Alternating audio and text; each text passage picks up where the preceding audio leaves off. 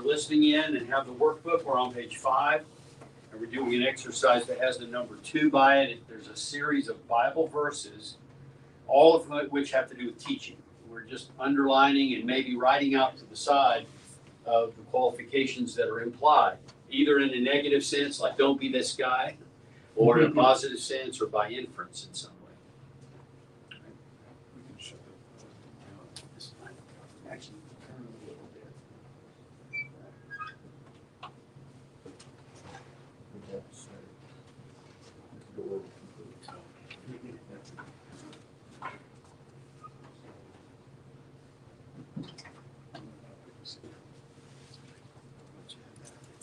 Just sit back here.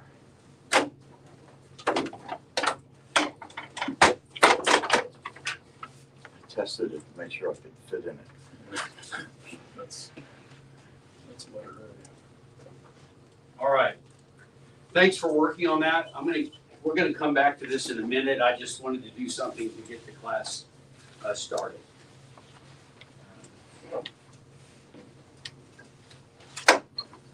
Never know quite what order to do it in. I would like to make this place right here. This is my meta spot. Y'all know the word meta. I think it's kind of a modern term, but it means I'd like to talk about by talking about teaching, but I'd like to stand here and do it. How do you feel? What I want to do is step outside myself and say, as a teacher, what's going on? What do you think about starting with this exercise, even early? Some of us started a couple minutes early. What do you think of that? Feedback on that. Good thing, bad thing, what's the disadvantage, advantage? Good. Promoted activity for the students that were here. Okay. That has kind of got you, do you feel a little mentally engaged already? Yes. Do you feel a little bit accountable, like he's going to ask me if I got the right answer yet? Do you feel a little bit of that?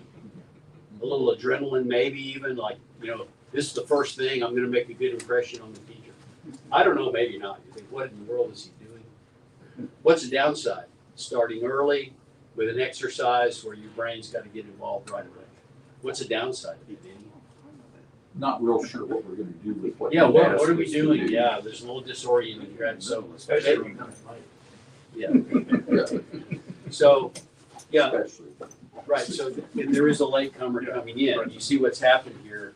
Now I've got an imbalance in who's worked on it and who hasn't, or what's going on or what's not. Do you think it might be a long-term advantage in having a little bit of discomfort in coming in late as a student? I'm in the meta spot, so we're not talking the class. Is there any long-term advantage in starting a class like right on time with an exercise that you don't want to miss out on or whatever? If you did that regularly, then people realize I needed to get there early. Is that possible? Yeah, he always starts on time. It might be a little bit of extra effort. And as the meta guy, I'm telling the teacher over there, you should make a point about that later too, because there are lots of things the first time you try doing it, it's very uncomfortable. But after you, as a teacher, you keep insisting, we're going to keep doing this. What's the effect on the learner eventually is, at least they humor you. You know what I mean? They say, okay, that's just what he is. Right, okay, enough of the meta. Thank you guys for coming. This is a perfect size.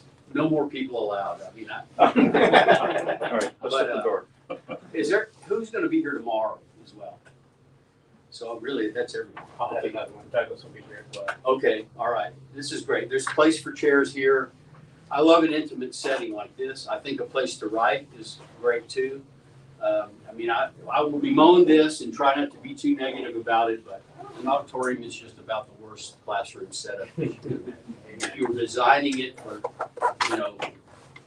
boredom and lack of involvement, separation of the teacher from the class, use of visual aids, group work, all of that, accountability, you might not be able to design a worse than that. Maybe Zoom, maybe just Zoom. But thanks for coming.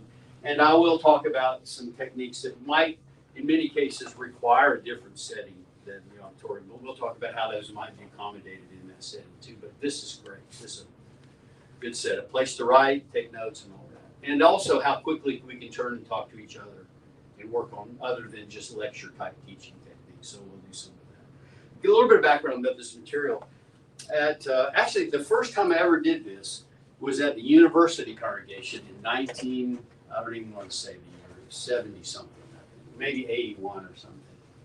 And I've gone back and dug up my roll, and there was a young kid named Kenny Moore in the class, another young kid named Rich Gant was in it, and some others that I have to think hard. Oh yeah, but yes, a long time ago. And the idea was this: that we were in a church where there were just some talented people, or potentially talented. I don't know. What do you want to say? But we just seemed like we're always short of adult class teachers, and we'd love to have smaller adult classes. The old university building had that big old room to the side. We almost always had an adult class in there, but you get to teach it. The idea was that could we have some type of a setting where a young teacher or a young person, college student, I think in those cases, could learn and practice maybe one first ever adult class, and see how that goes. Give them some templates and tools to make it easy. Have a review or critique of their performance as a teacher afterward, and kind of, in a group setting, safe place. And then kind of encourage them to, go on into that kind of service in a local church. So we did that. And I've done it in Embry Hills about every 3, 4, maybe sometimes a 5-year gap. But we get college kids move in or young professionals starting their first job. They're just talented people. Sometimes not as good at Bible students as you wish, but sometimes pretty amazing.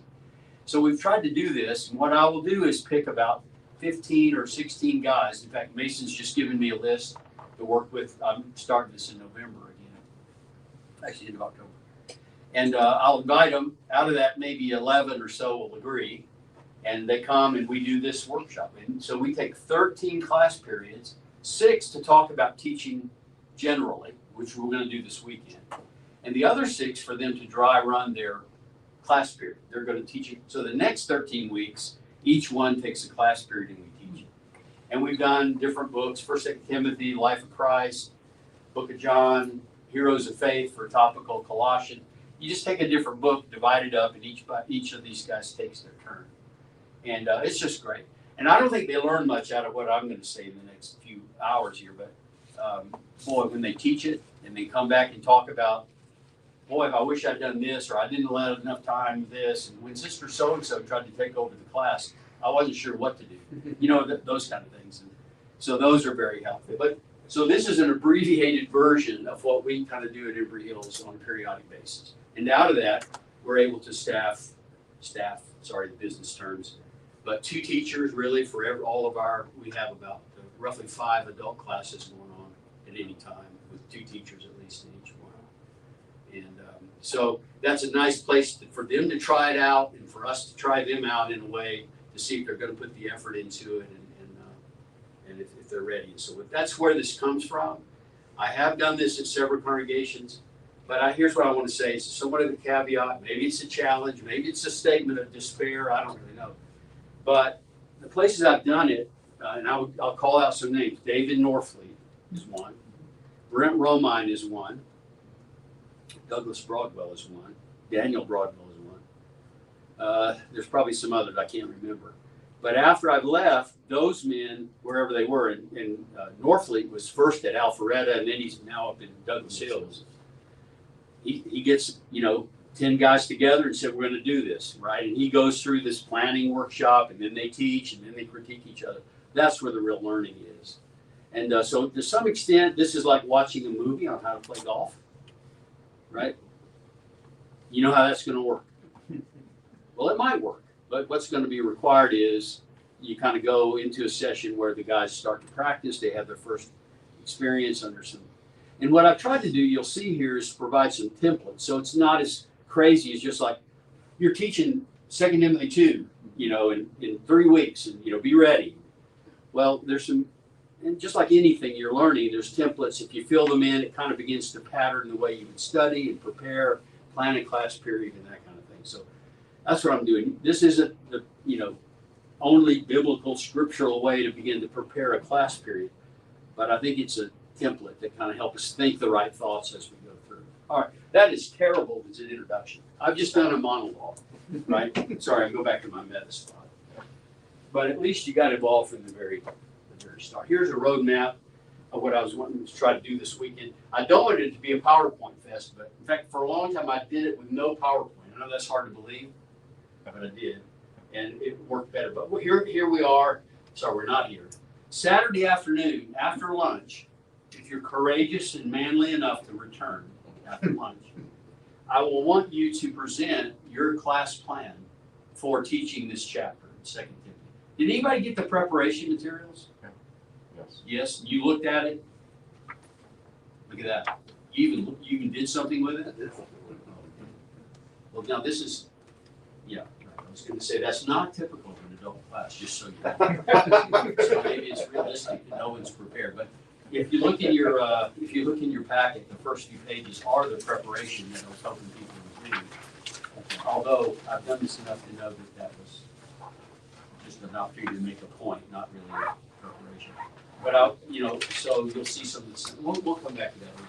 But anyway, here we are. I'm going to overview some things about Bible teaching, qualifications of teachers, the roles that is related to authority, and what measures of effectiveness ought to be. I'm going to talk theoretically somewhat about the flow of learning. Again, I think there are biblical precedents for this about how God intends for us to change our lives. And by the way, I'm here to change your life. Right? If you don't believe or do something differently as a result of coming to this weekend, what have I done? Used up your time and mine. And there ought to be some change in your life as a result of this. I think that should be true of any Bible study. I'll talk about that. Okay, sorry, don't pre-teach everything. So in the morning, there'll be an interlude tonight where we do some of what the pre-class assignment was supposed to accomplish. I'll do that. And then tomorrow morning, we'll talk about defining goals, objectives, and then some methods for preparing to teach, study methods. Then preparing the actual act of teaching, handouts, what are they for, what should they do, what good and what bad points about them. A recommended format for the lesson sheet. Again, remember, this is for kind of helping teachers that have never taught before. So you give them a template and they think the right thoughts and begin to do that. And then how would you structure a class period? What would be, say you got 45 minutes. I mean, one approach, just go till the bell rings and then act surprised the bell's rung so soon, and just say, well, I have a lot more material. That's how smart I am. But we're just not going to be able to get to it. That's not probably the best approach, but okay. That's what I do. I don't know. I've been in your class before. And then talk about various more details about what do you do in the class, what are some candidate activities, what's some principles about visual aids, how do you manage time, what are some things to kind of keep in mind, and then how would you measure student ability, performance, progress against the goals that you set, right? All right, and then Saturday afternoon, after we go to lunch, we'll come back, and then I want you to stand up and read from your template. And by the way, you look in page 14 in your book, you'll see the thing that you can really begin filling out. We're all teaching 2 Timothy 2. Everybody understand that?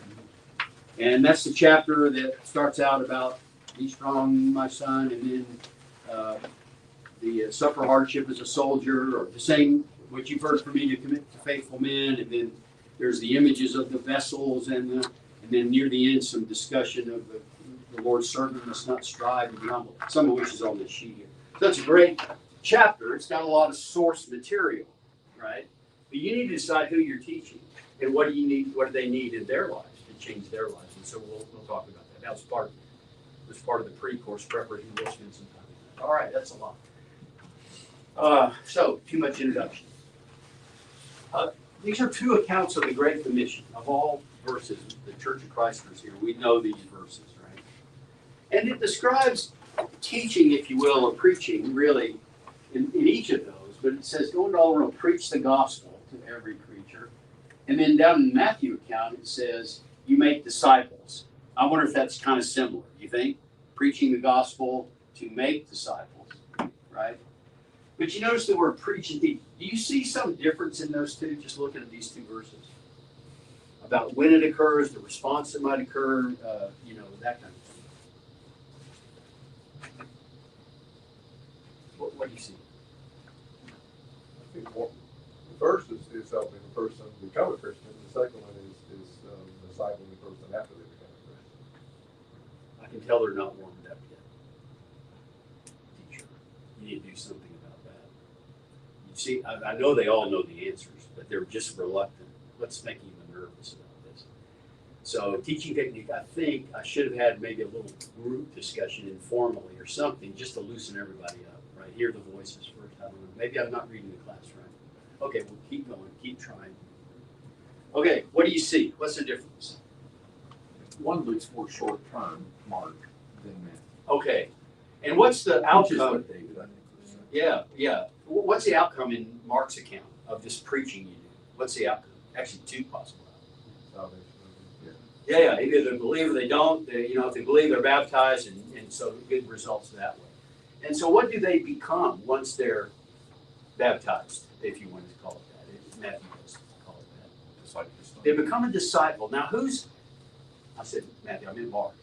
Who does Matthew direct his, let's say, what's the audience he's describing, the teaching? Make disciples first, right? Baptizing, okay, we got that. That's same. Then what? Who are you teaching in verse 20? Everybody? Now, are you expecting some to believe and some not to believe? No. No, actually. In fact, I think that what you're teaching is slightly different, right? What are you teaching here? It's a persuasion. Gospel, You're trying to I'm sure it's, persuade them. and I'm not going to get into the discussion of gospel versus something else, but it's the good news of the kingdom, of the remission of sins, of the scheme of redemption, of what God requires to obey Him and have your sins forgiven.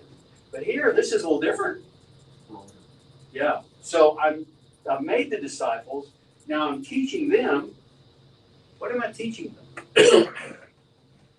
All things. More things. Whoops.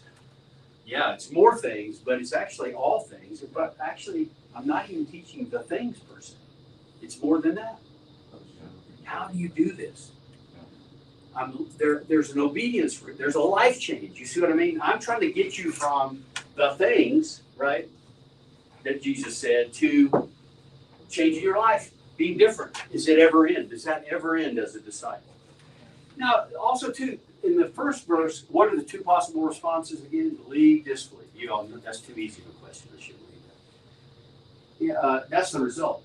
In the bottom one, what's the result is continuing improvement in my obedience to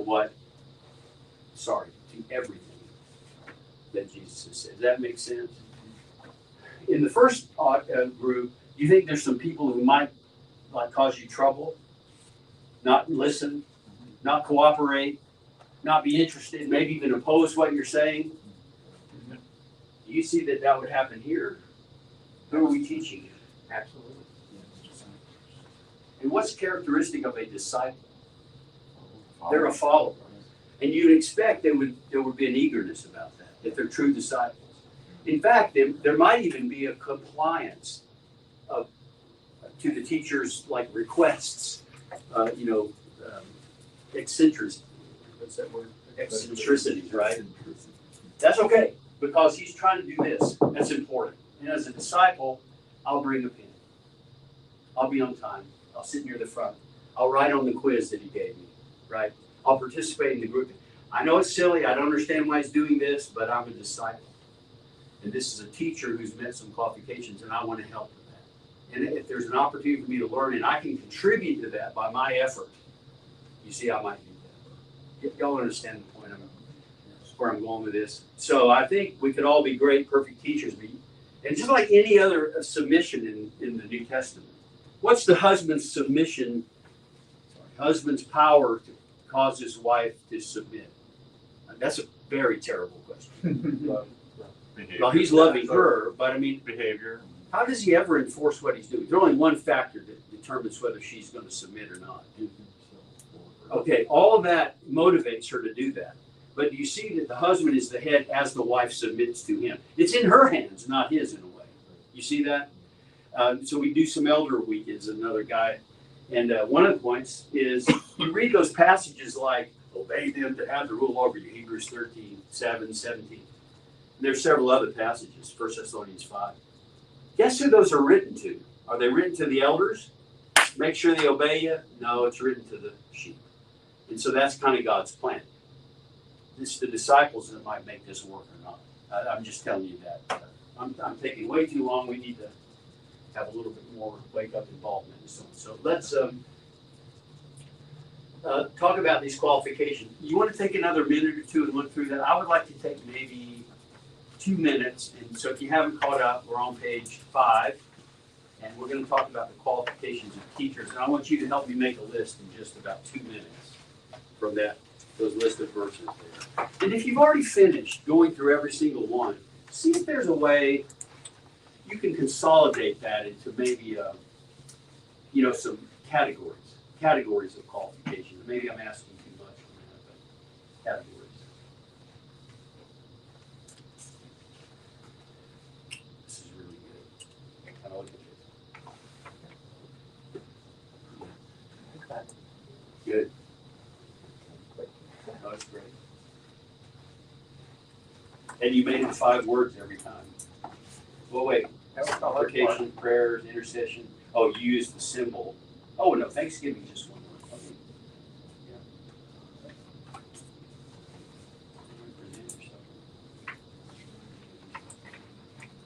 Nice. Thank you for doing that. Did you pick a group? Okay.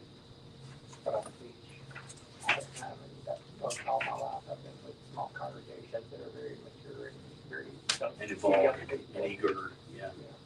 Yeah, I was going to say, I don't. I seem to be that, and I'm one of the youngest in the congregation now. So that's where I've been most of my life in small congregations, working at the same time.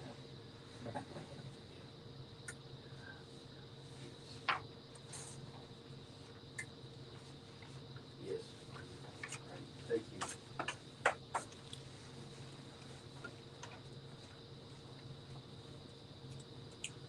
Okay, what I want you to do, stop and turn to the person next to you and share your list. And see if you can maybe find 3 or 4 where you just agree. You overlap, yep, those are the same ones I found. So if you got 3 at the table, you can do a group of 3 in the back. If y'all want to do 2 twos or 1 4, you can do that. Share. I just circled things like desire,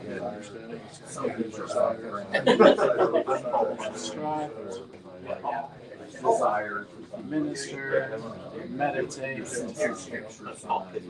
nourish, these are all good words.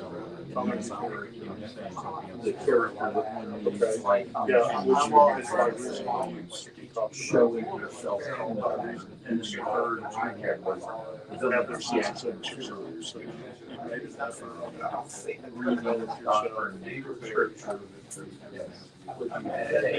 So I think First day of the holiday. you talked about Example, you said that. Before somebody even says, yeah, I think I'm better at teach. Yeah, it kind of goes along with Sit down and positive and negative skill.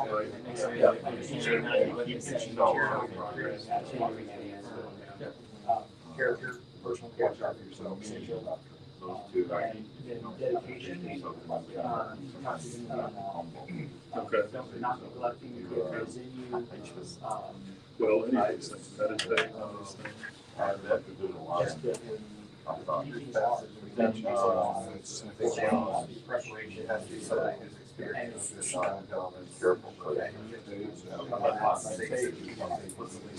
I said it takes a serious Absolutely. treating it as serious as what you're saying. Oh, yeah. All right. Y'all had a chance to share consistent answers, doing pretty well. Okay, I just want to go table by table until y'all run out of gas. I want you to give me one of them, and then you give me another one, you give me another one, give another one, and I'll come back to the front, okay? As fast as you just list the qualifications, what would you say? What are they? What comes to mind? Don't say a long sentence. Knowledge. Knowledge, okay? All right. Next table. Desire. Desire, okay? Next table. What do you have? Maturity, Okay, maturity. Yeah, their senses exercised, and work perfection. And that would be maturity in Christ, right? And some of the evidences of that, sorry to fill out your answer, are what's an evidence of maturity you might have found in the passage? Have their senses exercised, the very good name. Yeah, after discussing, by this time, Going you on should. to perfection. Yeah, okay, good. Yeah, so there's a, we might put that under knowledge if we wanted to, like, discernment that is of good and evil, right? More. What do you got? Word. Reflection or meditate. Oh, okay. So we might put that under, yeah, meditation. There was a word in there, nourished by the word. I thought that was kind of cool. Yeah. That's the source of my energy, the source of my growth. Take Oops, it I serious. just made a bad mistake. I wasn't supposed to give you the answer. Be serious. Pardon? Be Take sober-minded. it seriously. All right, front table. Dedication. Okay. Do what? Well, to teaching, Okay. first of all, but also to just the higher goal of changing people's lives. Okay. Next. Being an example. Example. Following it yourself. Yes. Right. There's a lot of that. Isn't there? Yeah. This thing. Instruct. Okay. What would that be under? I'm going to put over here. That's all like a verb that describes what teachers do more than a qualification, but I don't think I'm going to. Yeah. What do you got? Any Minister. Minister, which really means, what's the word mean itself? So, Yeah, I'm gonna put servant, because I think sometimes we make a title out of that, but I think we'll be a good minister, that means a good slave, I think, maybe, I'm not sure. the Pure exact heart. word there. I think it's doulos. Pure heart. Okay. Where did I have this in here? I'm trying to organize these, y'all can probably tell that, you're probably wondering why did he write in a straight line? What, any others? Moral character, just similar. to pure What's heart. that? Moral character, similar to pure heart. Okay. Okay, good. Others? Humility. Yeah. Humility. All right. I'm gonna put that here. Okay. Not quarrelsome. Ooh. Others? Gentle. Any others in that same genre? Patient. Patient. Able to teach. Able to teach. Well, I'm gonna put that over here. By the way, those last 4 or 5, do those sound familiar? Not quarrelsome, gentle, pure. patient, able to teach. Have you ever heard those before? Elders. Yeah, very same words exactly. Able. And I think the idea there is that there's a skill involved, right? There's a competence. Are we out of gas? We've out of breath. So Well, there's one last thing that Flee somehow youthfulness. correcting the opposition, or, I mean, somehow be able to do that. Or persuade opposition. Try not to use bad words. correct opposition, right? That's one. And then over here under the able, there's this able to convict the gainsayer, is the old, right? Is that it? It's persuasive skills. And what was that about? Oh, that was able. Pure heart. Flee. Flee, in fact, he talks about being purified. Previous verse says unrighteousness, and there he says something about there's bad vessels and good vessels, right? And then he says, but for the bad vessels, you need to cleanse yourself of what those bad vessels are used for. It's kind of the idea. I think it's flee. I'm just going to say lust, right? All right, great. That's helpful. We kind of put these in categories, and I'm just going to call this category knowledge. I'm going to call this category, like faith and commitment, that kind of thing. That is an internal quality that drives me to do the right thing. It seems to me these are like attitudes. That is how I interact with people. Can you see that? Or you don't have to agree with me or not. This is your example. That's the word I wanted to use there. And it's used for all of these things are kind of a moral purity, but blameless comes to mind in the qualifications for elders, that kind of thing. And then over here, I'm going to call this skill. You okay with that? That is, it's a developed skill. I've practiced, I've thought about it, I've watched master people do it, I've learned from them, I've gotten advice from apostles like Paul and that kind of thing. So I'm pretty good at it. Y'all okay with that? Okay, meta conversation. Did I teach you all those?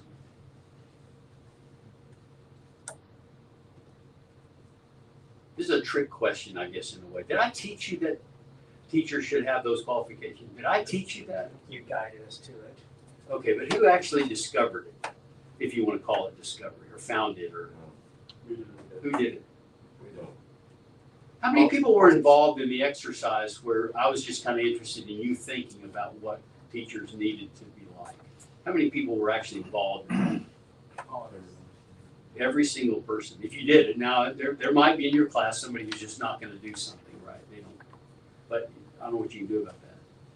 But do you see a difference if I just said, okay, find something, and somebody near the back said, you know what, I know Ralph's up there. He's going to answer every question, so I'm backing out. You know what I mean? But the way we tried to structure that exercise is so in the end, I actually have a hidden agenda too, but it's at the next level of learning. We'll talk about that later. I'm sorry, I'm over in the meta, I can tell you, but you don't know if I get back over there. I want you to start to believe that a teacher is a position that you qualify yourself for, and that it has a delegated authority associated with it. That it is a leadership position that you need to be exercising. I know I haven't convinced you that yet, but I first started by trying to say, I think there's qualifications, right? I believe these guys can find that. Are you convinced that Paul, through the inspiration and other authors, really had in mind that teachers met a certain qualification or characteristic? Are you convinced of that? Okay, good. All right, you did good. Okay. All right, well, let's go further on that. Do you meet all those qualifications? Each one personally? And they're like a lot of things. I mean, the qualification of elders is the same thing, right? Are you fully, blameless? Are you all those things? You're perfect father, or whatever we think sometimes those qualifications mean, right? But we're always growing, but that's what we should shoot for. Maybe a better way to think about it is to stand on our head and say, well, which are the ones I'm falling shortest on? Or maybe there's the most space for improvement.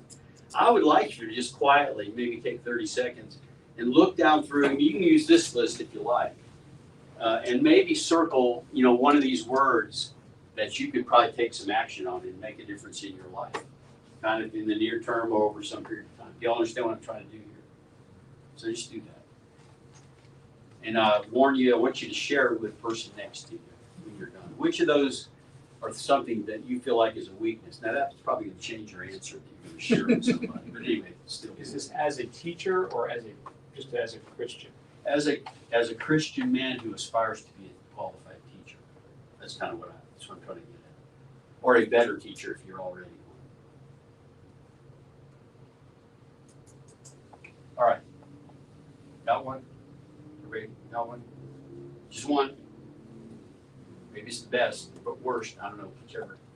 All right. Let's just share it with somebody next to you. And both of you share it with me. And maybe even think about what you might do. I don't mind.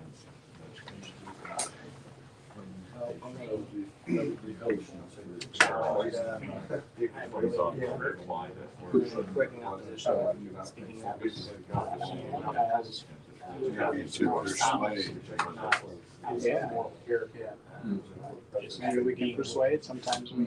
Already know. Sometimes we don't. Lean forward, when that's supposed to be.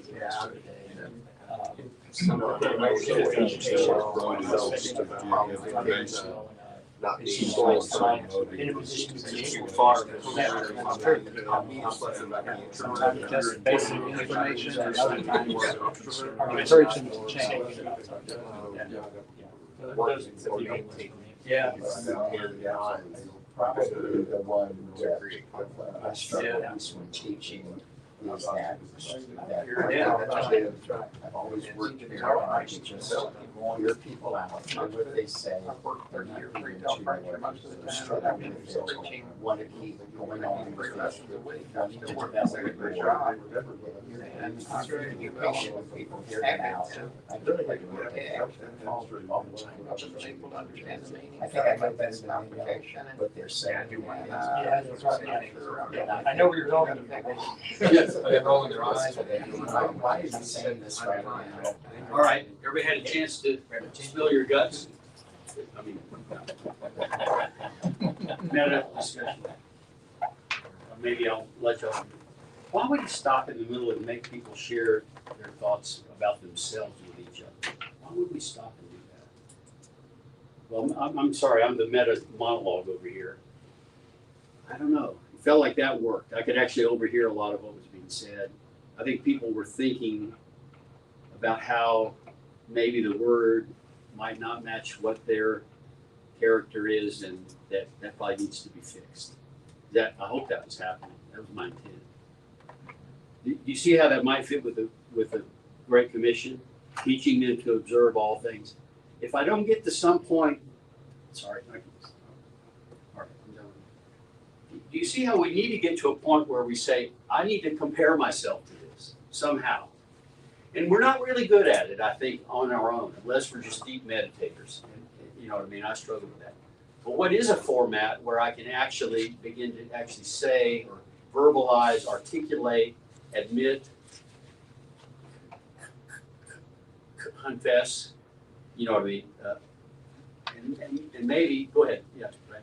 A lot of times, the first time we think about this Yes, is when someone else brings it to our attention. I know, which isn't always fun. No, it's the wrong, it's too late. Is there a Bible principle related to how we might express our shortcomings to other people as a means to solving, healing, resolving? Can you think of any Bible principle like that? Yeah, which says, Confess your sins. yeah, what's the purpose of that? They're not the forgiver. That you may be healed. I think, yeah, the goal is that you'll be healed, but I think the idea that we would articulate that to one another.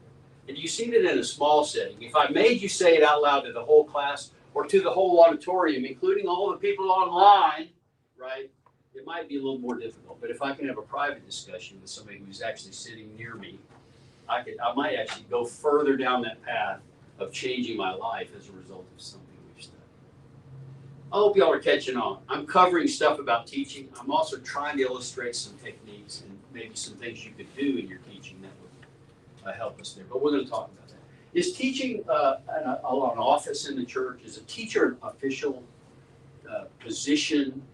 You know, sometimes I talk about positional authority, right? In work, when I'm doing leadership things, we talk about the guy who's the boss. You can tell because he has the corner office sign on the door, right? But there are other people who actually are leaders by competence or by other matters of influence. Sometimes they're the keys to the organization's success. I'm not going to get into that dilemma. Probably wasting time saying that. Are teachers positions of authority? Are they offices in the church? Let's vote. Who says yes? Who says no? Who doesn't know? You're the smart ones. Wait till you see what he's got, right? Can you give me some Bible teaching about that?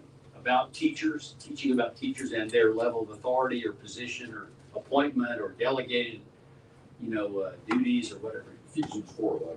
Nice, right? It talks about if these And they're others actually- are offices, they're listed that with- is one. With who else? Apostles, Prophets, evangelists, pastors, and teachers. yeah, others. The James passage is here, but let not many of you be teachers, you have a stricter condemnation. Which suggests you can be not a teacher and you're okay. You may be better off. Be wise. That's right. The group may be better off. That's right. So teachers, at least you could argue, are a subset, but it also appears to be something you might aspire to, even inappropriately, right? Acts 13:1, the church that was in Antioch, there were certain prophets and teachers. Yes, in fact, did they go recruit some people to be youth pastors or, outreach evangelists? Barnabas went and got that guy, that he once before, welcomed into it. Why? To be a teacher. To be a teacher. And they needed that talent, and that was the key to that growth of that, first ever called Christian Gentile Jew church. And kind of important. All right, others. Yeah, so. With all authority. Yeah, that's an interesting text there, talking about authority. Now, maybe Timothy could have said, hey, I got this, signed by the Apostle Paul, written to me, you got to listen to me. I think Paul's really saying, no, you have the word, you have the revealed word. That's the theme of all through all the books, one thing. So, yes, thank you. All right. Others? Similar to Ephesians 4, but 1 Corinthians 12, beginning in verse 28. Wow. God has appointed these in the church, first apostles, second prophets, third teachers. And the next verse he says, all are not apostles, are they? All are not prophets, are they? All are not teachers, are they? So And each one has a separate function and a separate skill set and, you know, benefit and, okay, you guys got it. I don't need to go through all these, but you got all that. Romans 12 is a similar passage to the one you just said there. Paul says he's a preacher, an apostle, a teacher of the Gentiles, and so on. So, but I'm pointing out here, this is kind of an appointment. I understand it's by God, but God appointed these in the church and so on. What does that look like, though? Does that mean we have to have a ceremony and install the teachers like we do the elders and deacons, or I don't know what you do there, but how does that authority get exercised? What's it look like? I mean, you're kind of saying there is some kind of a position. It might even have qualifications, right? That you would look at and say, well, is this person in the church to help it grow, like Ephesians 4? What does it look like? How do you exercise it? Yeah. To me, I mean, it's one of the qualifications of an elder. I mean, to teach, to make sure that what's being taught is truth and so on. Okay. So they should at least be involved in, you know, who is teaching. Yeah. The double honor of elders are laboring in the word and in Both, yes. teaching doctrine and Damascus, right? So that apparently is a job that they might have as well, shared with their shepherding duties. Like some people that think that Ephesians 4 passage is pastor-teacher, you know, because of the way the Greek structure. But in any case, there are plenty of other passages about teaching. But what does it look like? Where is the exercise of judgment in leadership and servanthood, if you will, exercised like God's leaders do as a teacher? How would I know? Demonstration, Example. observe, observation.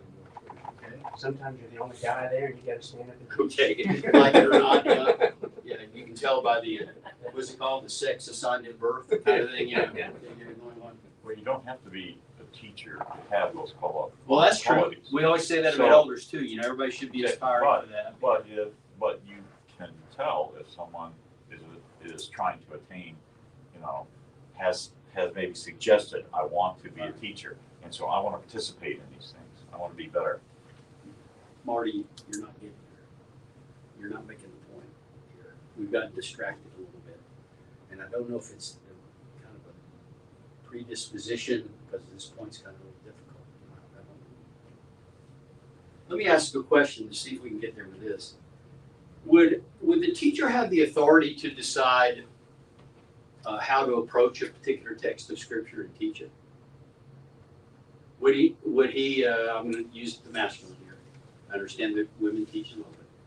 Would he have the authority to decide we're not going to discuss this part of the text and we're going to discuss this other part?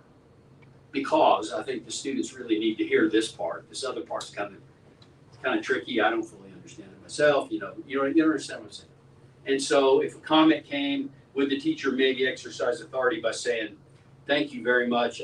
We're going to put that off for another time. I'll talk to you afterwards if you want to about it. Would that be okay? Yes. That exercise of authority? Would it be an exercise of authority to hand out material and say, this is what we're going to talk about? Would it be exercise of authority to say, I want you to underline the qualifications of teachers and report back to me in just a minute? Y'all understand what I'm saying with that? To manage the group, to manage the time. We're almost out of time. I know there's a lot of good comments, but you know what? Here's the main thing we got to do. We got to do this or I didn't accomplish what I wanted to. Do you see that? Would a teacher actually, and I've been assigned, maybe the elders have assigned me this job, and they gave me only 45 minutes. But within that 45 minutes, is it my authority to figure out how best to use those 45 minutes to get to some goal? How about the definition of the goal itself? Would the teacher have exercise authority when they set the goal for why are we even studying this? Y'all see that? And that would, of course, working backwards, say, well, if that's the goal of changing behavior, which it should be, remember, observe all things, then I would say, well, what principles do we want to arrive at? Like, okay, what text, what facts, what exercises can I do to bring out the basic information that will lead to that principle, that will lead to that life change? Y'all see what I mean? So I'm working backward. And how do I know what my goals would be? How would I ever figure that out?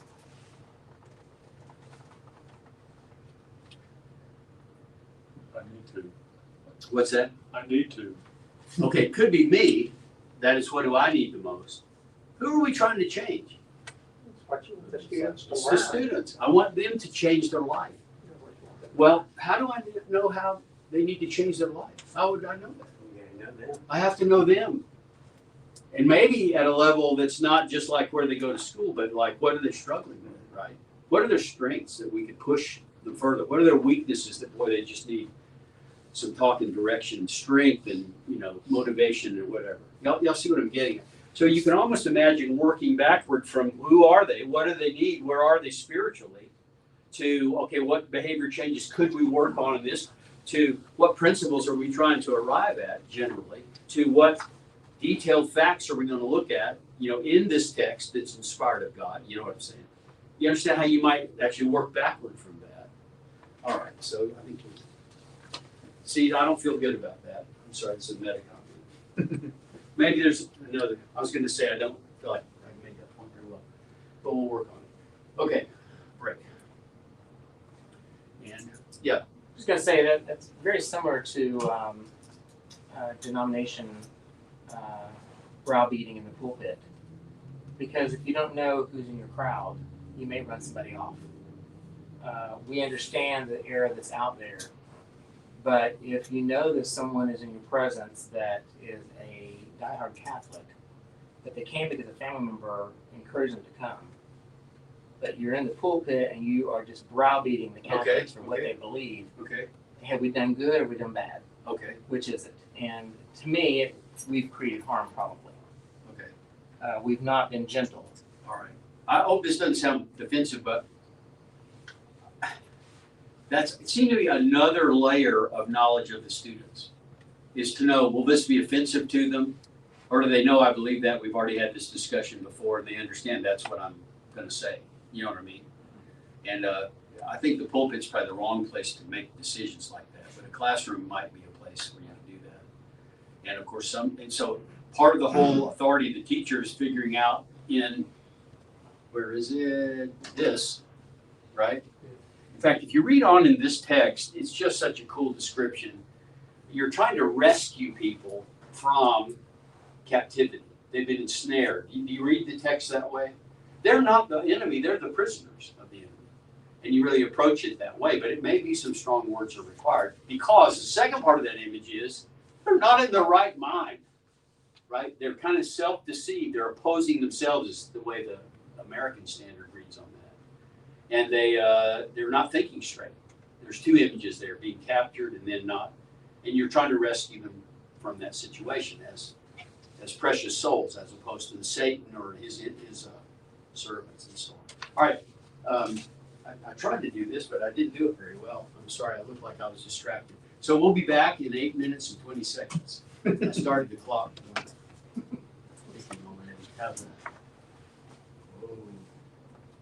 All right.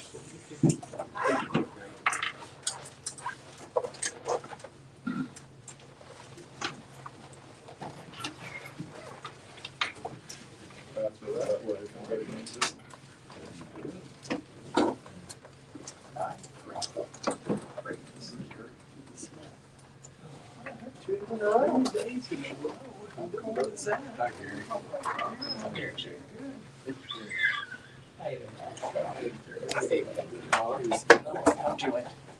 Yeah, a little spacey, but I'm okay.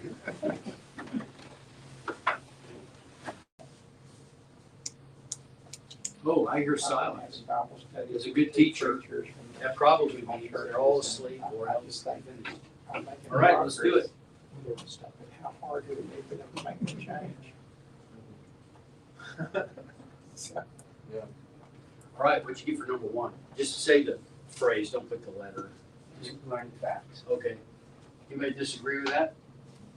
Part two, what number two? Relationship. Can we give an example of that perhaps? Relationships between facts. Like Saul disobeyed God and Cause and effect. Saul chased David around, and then Saul was taken, his throne was taken away. Are there principles in that, like maybe cause and effect, or right before and after, or the justice of God, or the, you know what I mean? You see that? Is this an aberration or a pattern? Right, yeah, is there a pattern here? Yeah, that's good. So if I saw that again in another king or in another Bible character, I'd say, oh, I guess God punishes evil or something. That'd be the relationship. Okay, what else? What's next? Understanding principle. Yeah, and I already kind of got into the principles when I said, God's a just God. And now as Ralph says, I'm seeing a repeated pattern, and I can take that principle and say, well, here's some other facts I hadn't heard before, but boy, same thing's going to happen, right? I'm saying, okay, I'm getting to see how the world works, or somehow how these things might be related. All right, understanding principles. Then what? Okay, this is carefully worded. Does this mean you've made application in your life, as we often pray that we will make application? No, what does it actually mean? Technically, what's it really mean? You know what I should do? I know what I should do. Actually, sometimes it's in the form of, I know what you should do. But right, I can begin to see, this applies to somebody, maybe me, right? Yeah. Okay, and now we're ready. Let's see, what about the next one? Making changes. Ooh, interesting. You may have a minority opinion on that? No? Developing I- habits. Developing thought habits and attitudes. Okay, I'd like to hear the other side. Because I would just say normally this is a point of controversy. And I usually hear it in the groups where they have this discussion. No, I think this, back and forth. It's a good discussion. What might, so there's only one more, right? What is it? I mean, that's not too hard. You're following your convictions almost habitually, right? Okay, but let's have the discussion. What's the difference between these two? And how might you argue that maybe this should go here and this should go here, or I don't know? Nope, I get no takers on that. Yeah, there is a sense in which I think you come to a kind of a broad conclusion of what I ought to do, and then in that realize, there's something that's not fitting in that I need to toss out. Or start up, either way. Yeah, But a major change. Yeah. But that you're recognizing it doesn't fit within the greater paradigm Oh, I of got what it. I want to be. I see. Okay, so I get it. So this is a background, character, commitment, Yeah. faith, conviction, and all of that. Yeah. And if I see an anomaly, this drives that. Right. Yeah, Correct. that's good. I like that. Yeah. But really, I mean, just using these definitions, I'm not arguing. I would agree with that idea too. In fact, there may be a cycle going on, right? Yes. But as I see a change that needs to be made, obviously I haven't made the change yet. And I don't have the habit yet. So I might deliberate or procrastinate. I might, this might be hard to do, right? And in fact, we could almost put the word repent here without too much trouble and say this is like a major decision point. Does that mean this is easy?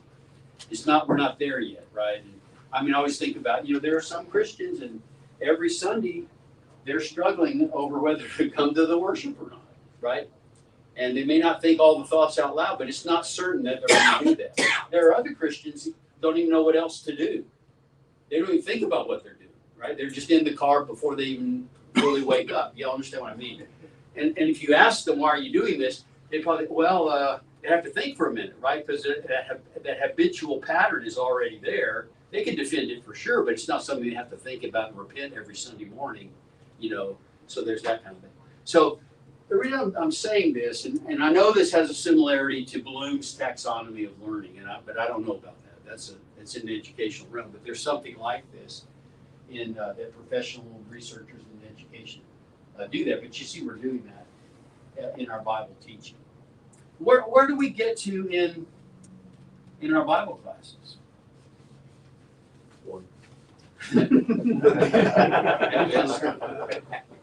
At best. Yeah. Yeah, good point. I mean, well, and really, is there a place just for learning the books of the Bible and the dates of the letters and the history of all of Israel and all that? But why? Just so we'll know those facts? No, because what are we doing? We're looking for relationships and patterns. We're looking for principles that we could draw. Maybe even begin to say, I'm not too different from those old stupid Israelites sometimes, and that kind of thing. So, yes, if you don't know these, you can't really build on that. So a lot of our learning, I would say, and especially think about the ages, where are the young kids' classes? Where are they operating? Facts. You hope they're learning facts, and sometimes they don't even know what the facts mean.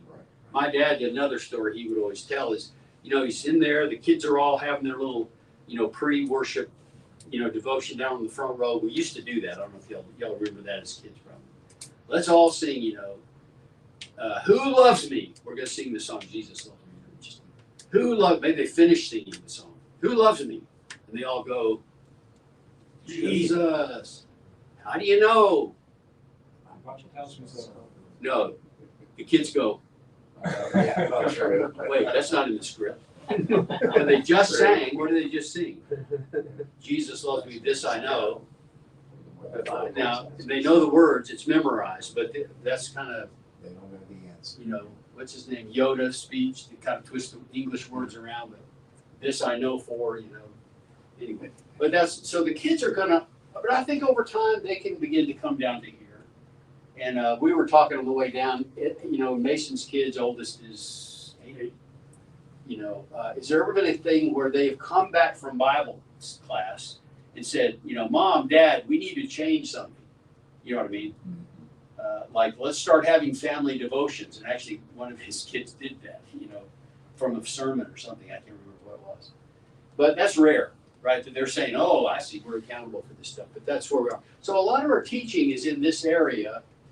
And the other part that's difficult is, can I tell if you've learned the facts or not? Can I?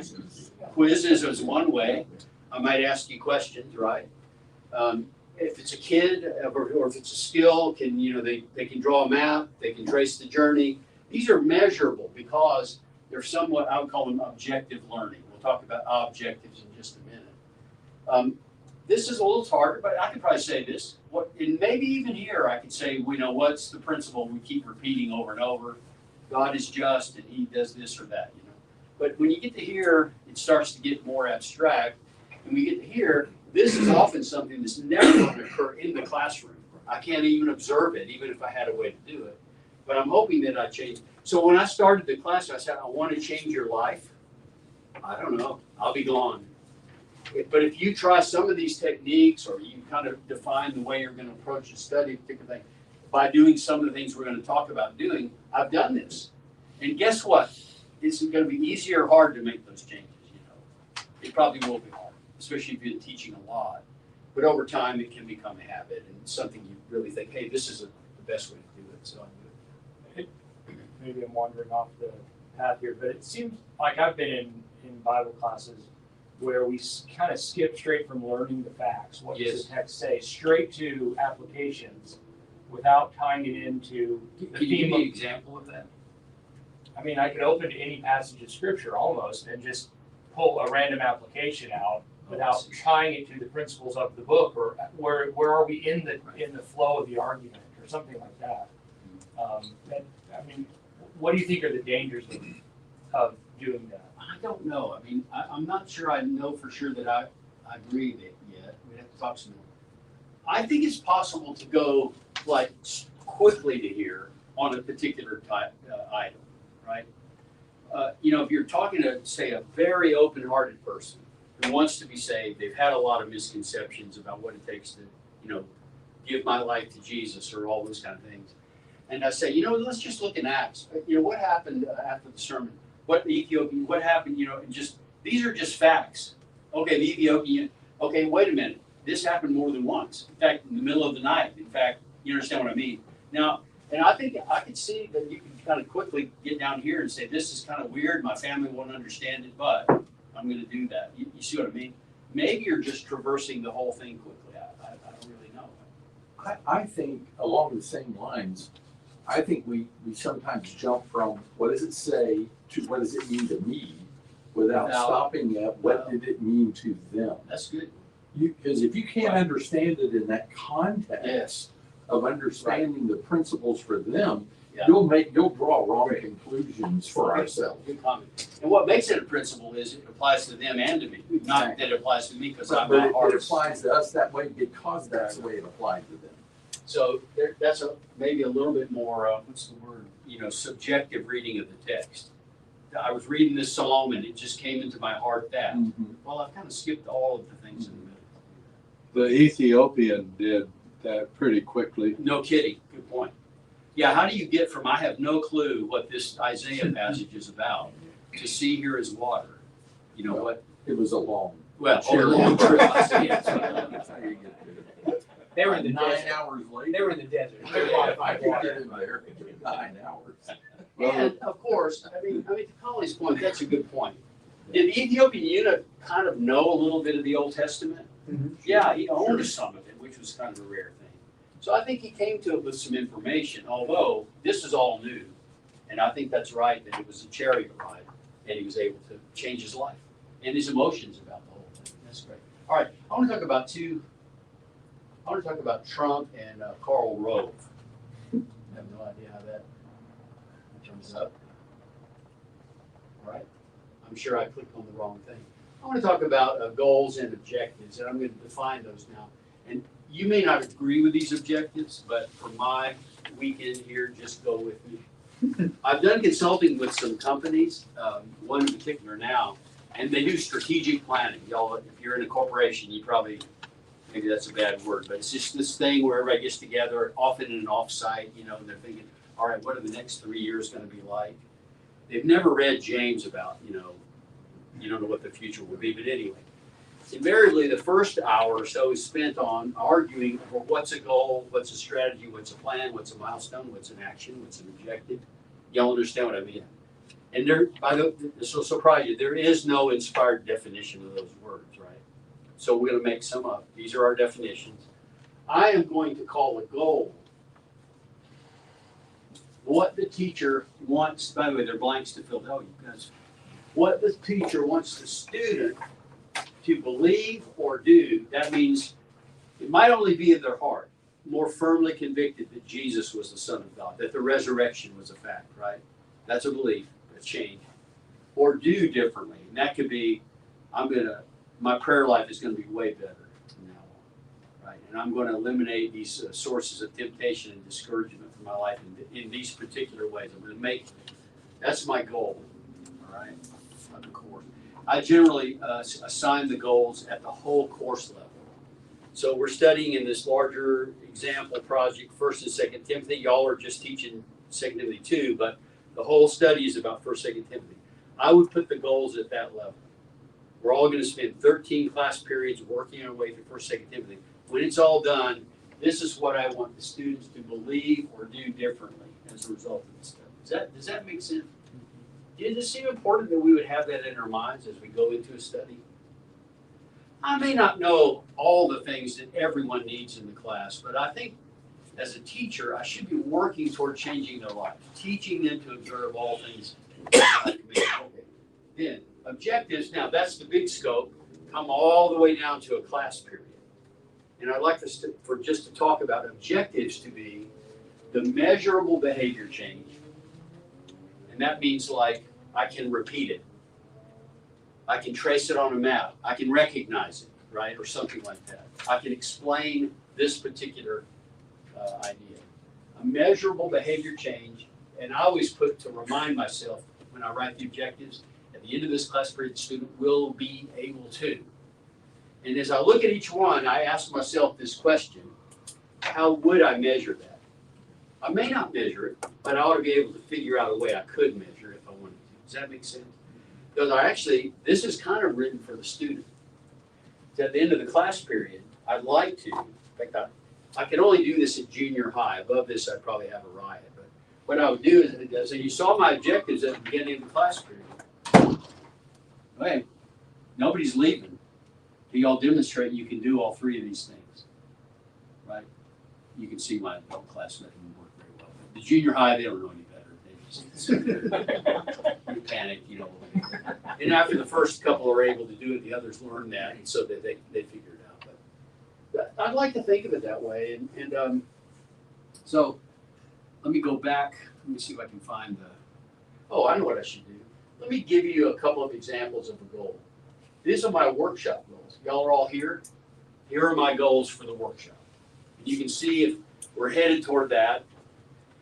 I would like for every student, participant, to believe and act on the conviction that teaching is an authority role in the local church, has a spiritual purpose, it has qualifications, and there's accountability to the teacher for his performance. I want you to believe that more deeply. How can I measure that when we're done?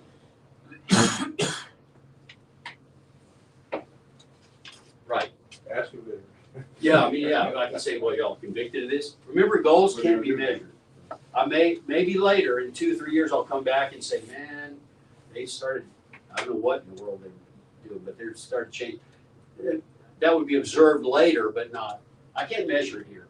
Have I deepened your conviction or not? I don't have a belief-o-meter that I can put on your head and say, yes, he's increased by 0.2. All right, that's one goal. Here's another. I would like to, if the participants would plan class periods that are matching student needs to the Bible teaching with the goal of changing the students' beliefs and behavior. So in other words, I hope to transfer this idea that when you plan a class, you first think about what does the student need, and you think about what's the Bible teaching, and you match those. Third goal, there's only 3. I would like to think that you will plan and incorporate some activities in the classroom as a teacher with authority and methods that will improve retention, that's a goal, deepen comprehension, increase commitment, and provide feedback, that is to me, the teacher, and to the students themselves on whether they've learned something or not, right? Now, I cannot measure any of this, but if you said, what's Marty trying to accomplish? This is how I'm trying to change your life, right? If you've been asked with the elders to teach a class or you're taking on a class, think of it as I'm a leader, I'm a servant leader, and I'm trying to benefit the students, right? I'm going to take the Bible teaching and teach things that will change their lives, and I'm going to try some new activities with these goals, not just to be funny, not just to kind of break up the, class or be a rebel and do something strange. I have a goal. I want to increase their memory. I want to increase their, I don't need to keep saying this. I think y'all got it. How about the objectives? Well, these are the, this is a test, sorry. I'm out of order here. Yeah, here's my workshop objectives. And you can see we've kind of already accomplished the first 5, I hope. Can you, at the end of the class period, the student will be able to list 4 qualifications of Bible teachers. Can y'all do that? That's factual learning. I can measure it. I already did. In fact, you measured it. List at least 3 texts that indicate teaching is an office with authority. Can you do that? Factual learning. But do you see how this factual learning is kind of leading us toward principles that will accomplish the goals? They're related to this change in your life I'm trying to make. Does that make sense? Can you list the 6 steps in the flow of learning? Let's give it a try. Don't look at your notes. See if you can remember it. What's the first one? Learn facts. Learn facts. What's the next one? See patterns. Relationships between facts. What's the third? Principles. That's right. Very good. What's the fourth? Understand that. Theoretical application, but I never say that, right? And then 5 and 6? Make applications. Well, change something harder or however hard it is. And create And then habits. make a habit, a conviction that undergirds your decision. Why do you remember all 6 of those? How can you do that? You didn't remember. Why couldn't Ralph remember all 6? 7. Yeah, that's it. I like that. But I know as a collective we're way better. I understand that. But you probably all remembered pretty close to all 6 of them, I'm thinking. I mean, The visual help. There's a The visual, help. great. Was there a logical connection between the 2? Yeah. Did you manipulate those items to some extent during your group discussions? You argued over it, you thought about why would this be before that? You see, all that activity had a retention effect too, right? Because you thought it through. I would argue, kind of discovered the order, although, but okay, all right. Sorry, I was off track there, but I just wanted to make a teaching point there. And that is, if you discover it yourself, you manipulate that information yourself. In fact, if you can have an argument, which I tried to create, but y'all weren't cooperative about that. But you argue with somebody for a while. Do you remember the points you made in those arguments? So there's a kind of a memory effect of that. Number 4, explain the difference between a course goal and a class period objective. Can you do that? Well, we're working on it. I'm trying to give you some examples. And finally, recognize a measurable, achievable class period. And let's take that one right there. Let's critique these objectives, right? Everybody together. And remember, they support the goal of the course. That is, they're forming a factual basis for doing all the, synthesis and analysis. Right? Sorry, bad words. The correlation principles that describes a student ability or activity, something you do. I can see you do it, measure it. It represents a positive change. In other words, if you came in, you already knew all these things, then that's not it. Is it measurable, observable? Meaning I can think of a way to measure if I wanted to. It's achievable within a class period, right? That's what, because this is my contract with you. Would you share the objectives with the students in the class? Why? Well, so they also know that that's what's happening. Absolutely. What's the value of them knowing what's going on? Measure their own progress. And They'll look for it. what's that? They'll look for it. They'll look for it. There's an interest created. In particular.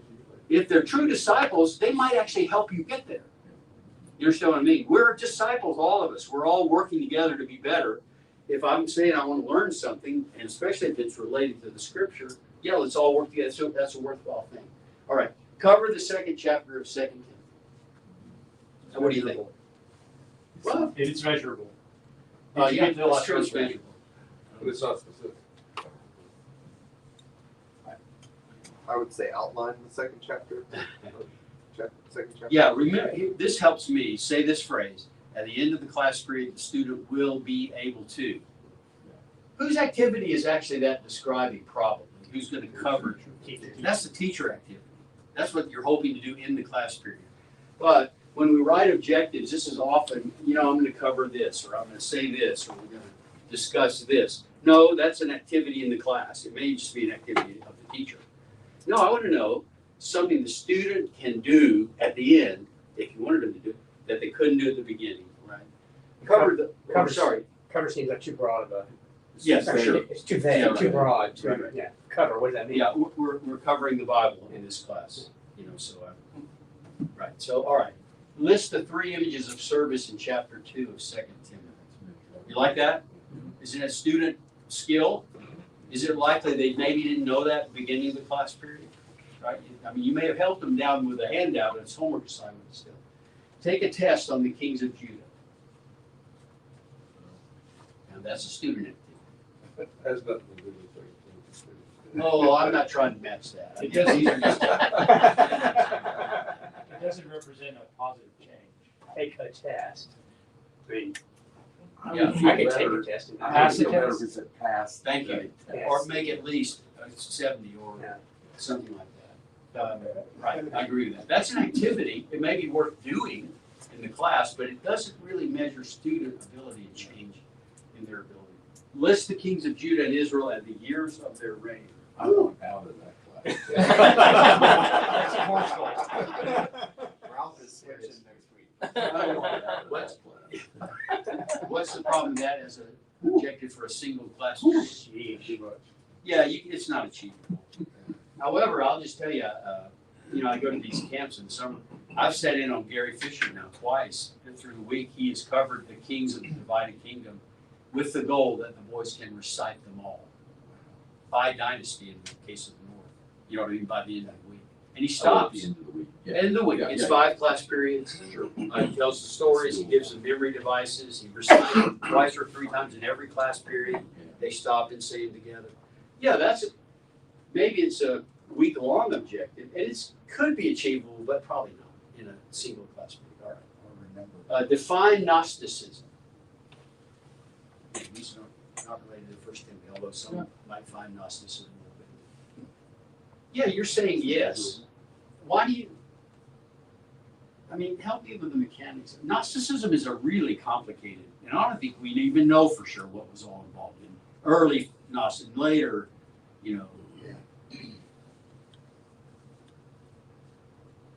I think we could definitely find the ideas that are contrary to true Christianity, Okay, that and are I'm being not even- disputed. doesn't even say that, and list the 2 errors that contradict Christian teaching or something. You could make it bigger. Yeah.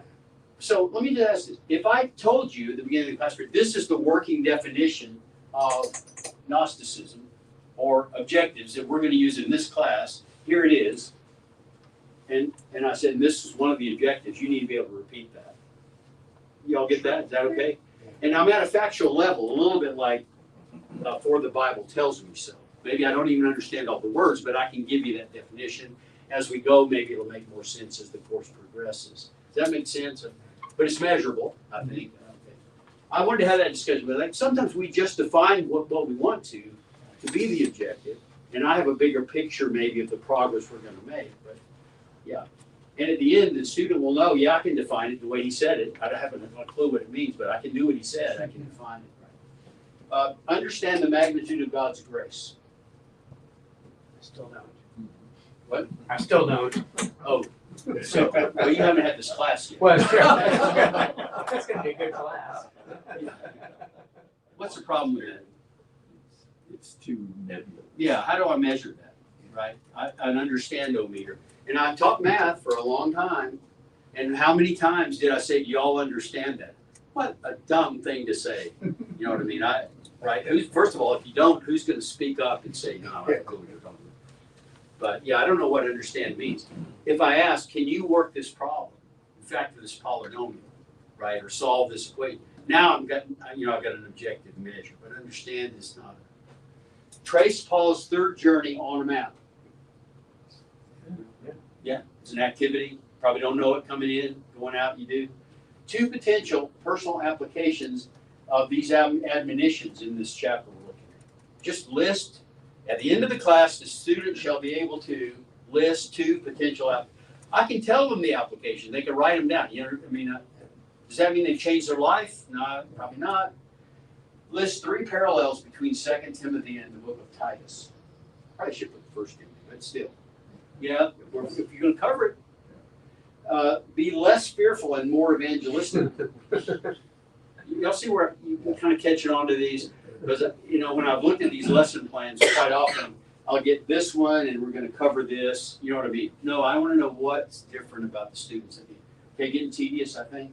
List 3 reasons that Christians should not be fearful or anxious or whatever. Yeah, now you're getting there because we're going to cover probably 5. If you can list 3, I'm good with that. And then recite 2 Timothy 2. Okay, are you catching on to this stuff? Okay. So these are my objectives, and you can look at that. So where are objectives found in the flow of learning? Mostly classroom, class period objectives. Where would you find these in the flow of learning?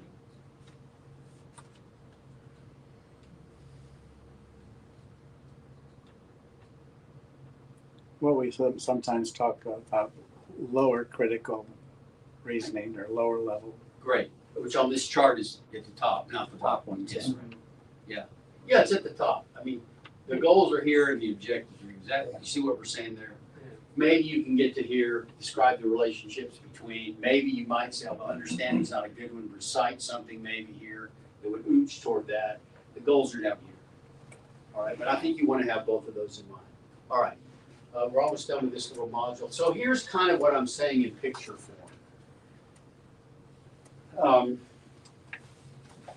I should probably say what I'm not saying. And I know as we've kind of puzzled, the high school kids, they need to cover current doctrines. They need to cover, and of course that's what they want. You say, what do y'all want to study? Well, of course they want to study the Holy Spirit or something. I don't know. They have an idea of what they would like to study that's not always the best for them. Revelation. Yeah. But sometimes we maybe overemphasize, boy, the church really needs this. I think maybe even start with this. And so we kind of track how often we study each book in the New Testament and the Old Testament, and we don't want it for 3 or 4 years to go by that we haven't visited those in some way. Now, it might be a survey of the minor prophets or something, but it could be a deep study. So yes, start with the text for sure. But all the time you're thinking, I'm reading 2 Timothy 2. There's stuff about farmers and soldiers and vessels and, cutting straight, handling a right and stuff like that in there. What? Okay, got it. I think I understand the meaning. What else am I looking at as I'm reading that text and I'm thinking about what I'm looking at the students that I'm going to teach? So in your pre-class assignment, which some of you did, some of you didn't, I asked the question, who are you teaching? And somebody already said, you need to get to know those people. I think at some level, either because they're like me and I know how I am or something, you're saying to yourself, what do they mean? So here's my picture.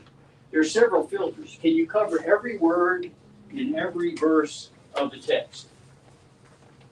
Not likely. I mean, you could define your class to be, we're just going to cover 2 Timothy 2:2. Period. That's it.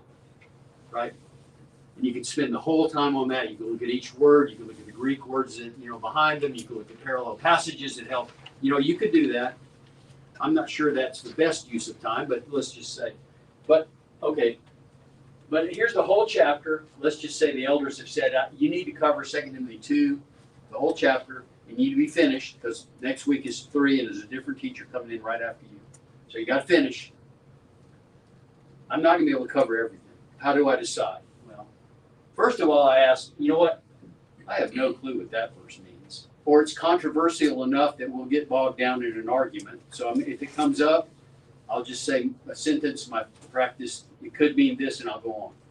And say, and then I'm not going to argue with you about that, except after church, I'll be glad to meet you out back at the parking lot or something. All right. There are certain things in the text the students would not understand anyway. It's not their time of life, or it's too complicated, or something. It's great theological stuff, but the average member doesn't need to hear that. They don't understand it anyway. This, to me, is the heart of the thing. Student spiritual needs. What do they need to hear out of this text? Is there some stuff in there? I mean, I'm picturing a high school class. You teach this chapter to a high school class. Sing to me. Is there some stuff in there? Youthful lusts and be an example in your life, and suffer hardship as a good soldier. You were at war, we're in hostile ground, etc. What else? Well, they may have a lot of needs, but I only have 45 minutes, right? And I'm trying to traverse that flow of learning in that 45 minutes. I don't want to just cover facts. I want to start talking about potential applications, right? And I'd like for them to start making some, like you all did at the very beginning. I was trying to push down that flow. I said, pick one of these items over there. Pick one that you could do better. Do you see what we're doing there? I was trying to say, yes, there's something you could change. Let's start talking about it. In fact, talk to your neighbor. Make a commitment about what you're going to do. All right, so what happens then is there's all this stuff you could cover, but some of it I don't even understand. More of it they don't understand. Some of it's not really their spiritual needs. Some are, and then I'm limited in the class, so I'm really going to focus on these 3. I hope that makes sense. I actually think you're working both ends to the middle. It's not really linear. But I do think that once you learn about the students, then I think you read the text over and over, different versions, everything, with that view, with that attitude. What do they need the most out of this? Right? And, okay. All right. Oh, that's kind of where I was trying to go with this model. All right? Do you find that's more difficult teaching adults when you have Yes. age 20 to Yes. 90? Yes. Yeah. I would love some inputs on that. You know what we tend to do, and I'm not sure it's a bad thing, is I tend to kind of picture 3 or 4 people that I'm pretty sure will be there, that maybe are the weakest or maybe the ones who need it the most. And I might tailor a lot of it to them. What I do sometimes, and I'm ashamed of this, is I picture the smartest person in the room. Sewell's sitting there. You know what I mean? And I need to impress Sewell. That's pretty sinful thinking, but you know what I mean? But I think maybe we should be thinking about the weakest and the ones who have the deepest needs. And if I look like I'm just covering basics over and over, well, okay. But it's for their benefit, not for me. By the way, that's another quote from my dad. The goal is not for the teacher to teach, but for the student to learn. And I think the idea would be a measure of our success is not that I got a note from Sewell, which I often do, but that's just a habit of his. He doesn't really mean it. Say, hey, good class, right. I mean, a huge mentor of mine, but you know how to be. You're thinking about who's all going to be in the group and thinking, oh man, I got to say something that they don't know. Well, that's kind of. Yeah, right. That's a lofty goal for sure. These are not the right answers, but what I wanted you to do in the pre-class assignment was think through, and I just did this quick. In fact, I just typed this up a couple of days ago. I have it on a scratchy sheet of notebook paper. Yeah, here it is. And it's just like if you read 2 Timothy 2 as a chapter, I mean, with the context and all that in mind, but you're thinking about a particular, like a high school class or something, or single colleges, or men's class, or whatever. Think about that. You're picturing the students, and what their needs are. Then you just each verse, I'll put the verse number, and then there's a kind of a caricature of the text itself, and then what are some applications that you're not going to do all of these, maybe, but that's just a way to study. It's a way to read the text as a kind of a technique for doing that. Now, there are 2 pages of this, but I don't want to show you too much of it. This is what you're supposed to be doing before tomorrow afternoon. Tell me about your target audience. Tell me about what their needs are, and then talk about how you might use all of these wonderful images and statements and all of that. Okay. Let's take a break. And it's almost 9. You know what? If I just usually let me keep going, I'll be probably done by 9:15. Would that work? Okay, we do that. All right. What I want to do now is this is an interlude, and I think about what happened between the 6th and 7th trumpets. The interlude there, but that's what I'm trying to do. Is I'd like to give you the background of 1st and 2nd Timothy. So, for the sake of time, let me just cover this material right quick. Timothy, his hometown was Lystra. We learned that from Acts 14. Paul came through Lystra on his first journey. They spoke a different dialect, Lycaonian. They were worshiping idols. Paul was stoned and left for dead. That was about 47 AD. 50 AD, second journey, roughly 50. Recorded in Acts 16, that's where Timothy is identified there. It says his father was not a believer, his mother was. We learn later, 2 Timothy 1, that Lois and Eunice were his mother and grandmother. I can never remember which is which, but anyway, there they are. I'm guessing Timothy might have been late teens, I don't know, but he'd been doing some work in a nearby town of Lystra. He had a good reputation, so Paul took him with him. Right away, they ended up in Macedonia, in several cities there, but one in particular, Thessalonica, Timothy was left behind, even though Paul was run out of town by persecution, and then later sent for Timothy and Silas to come to him in Corinth. And so it appears that Timothy was left without Paul to do that important assignment, kind of a solo assignment. Later, we learned in third journey that Timothy was sent to Corinth to remind that church of Paul's ways as he taught everywhere in every church. So Paul apparently did send Timothy occasionally to kind of be his representative to remind people of things. Let's see. The third journey, about 56 AD, Timothy with him. Apparently, Timothy was sent ahead to Corinth, as I mentioned. You can read about that in 1 Corinthians 16. We're guessing there, if you do the numbers, he was in his 20s. Then the first imprisonment began around 60, 61. Apparently, Timothy was with Paul, according to Philippians. Paul was later freed, and Timothy was left in Ephesus by Paul, according to 1 Timothy 1. We might have guessed he'd be about 30 years old then. There was apparently a release of Paul in the second imprisonment around 67, 68 AD, when 2 Timothy was written. And if you do the math, Timothy's about 35 or mid-30s at the time of that writing of that second letter, which is, of course, near Paul's death. At least he says that he expects that his race is finished and his fight is finished and so on. Okay? All right. What I'd like to do next is I'd like to learn what's in every chapter of 1st and 2nd Timothy. All right? And I'm going to give us maybe 7 minutes to do that. Everybody learn these, all right? And what I'd like to do is I'm going to show you each chapter, and then I'm going to show you what's the content. And these will be my summaries. I mean, I'm sorry, but they'll be easy to remember, all right? So 1 Timothy 1 is a pretty easy one to remember. I'm going to call it the initial charge. If you read the chapter, several references where I got the charge, I'm transferring it to you. There's a kind of a military image, but the initial charge to Timothy. There are places to write this on the lesson, right? On what page? Yeah, 7. All right? Everybody got that? Chapter 1. I'm watching the clock. How smart are you guys? All right. Starting in 2 Timothy 2, every chapter, the rest of 1 Timothy is pairs. So that kind of helps. It's easy to remember the pairs. Chapter 2, I'm going to call it men and women. If you read it, you know what I mean by that, right? Men, everywhere lift up holy hands. The women are be in submission, not teacher authority. 1 Timothy 3 is what? You probably know. Elders and deacons, great. All right, that's 1 Timothy 3. I hope I'm flipping these correctly. 1 Timothy 4 is a little bit strange, but he starts with, like, some bad guys are going to come. They're going to say false teaching. So, But you're like a good teacher, and this is the way you should be. So I'm going to call it false teachers and godly teaching. So false and godly, because it seems he's contrasting these men that forbid to marry and all the false teaching and all that. All right, have you got chapter 4? You can call it false and true as far as I'm concerned, or false and godly, or something like that. There's a phrase you use. 1 Timothy 5, easy. Widows and others. Others could include the elders primarily, but anyway, widows and others. You okay with that?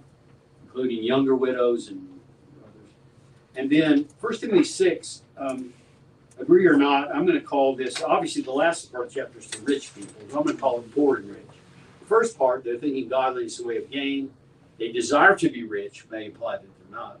But also later in the chapter, there's the rich, charge them the rich in this present world that they do not have money to consider. Are y'all good? 2 Timothy 1, all right? This I'm going to call it hold on or hold fast or don't change and not be ashamed, okay? I used to say afraid, don't be afraid or ashamed because those words fit together well. But he says God didn't give us a spirit of fear. He says, I'm not ashamed of the God. He says, Onesiphorus is not ashamed of my chains. And there's this whole sense of buck up, guy. Don't be afraid. Don't be embarrassed by what's going on, even though I'm in prison. Your spiritual father, I'm in prison. Okay? We're using up our time here.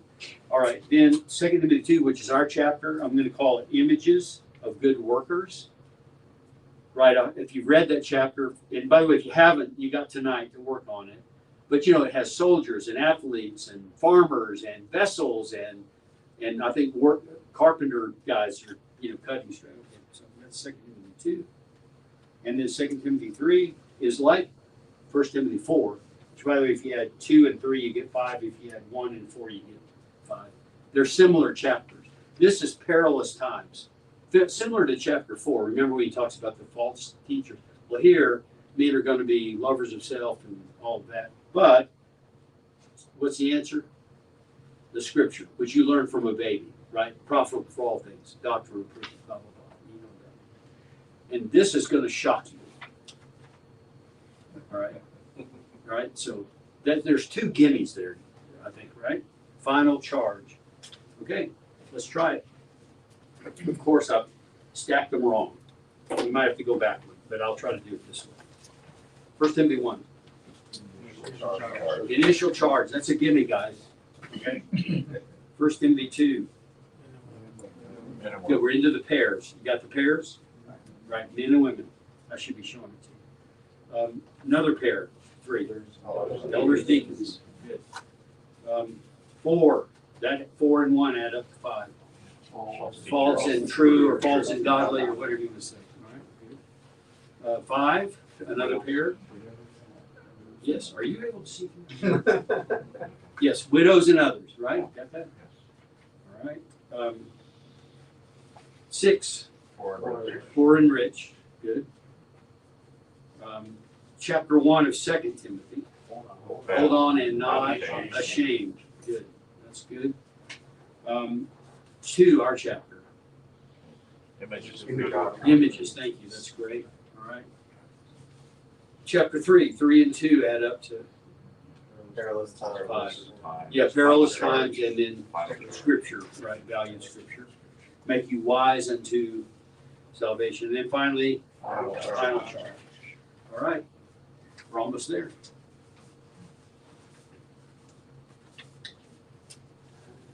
Do the first one first. All right, here we go. Y'all ready? 2 Timothy 3.